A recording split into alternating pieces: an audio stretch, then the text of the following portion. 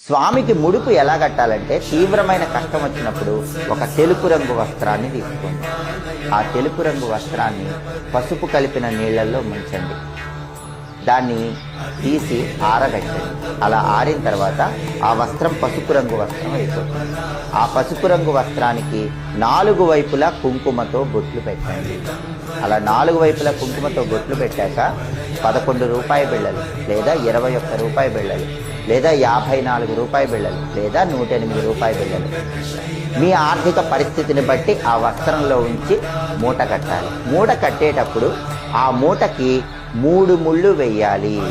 అయితే ఈ 3 ముళ్ళు వేసేటప్పుడు ఒక్కొక్క ముడి వేస్తూ మీకున్నటువంటి సమస్యను స్వామివారికి చెప్పుకోవాలి. ప్రతి ముడికి కూడా మీకున్నటువంటి సమస్య చెప్పుకుంటూ 3 ముళ్ళు వేసి ముడుపు కట్టాలి.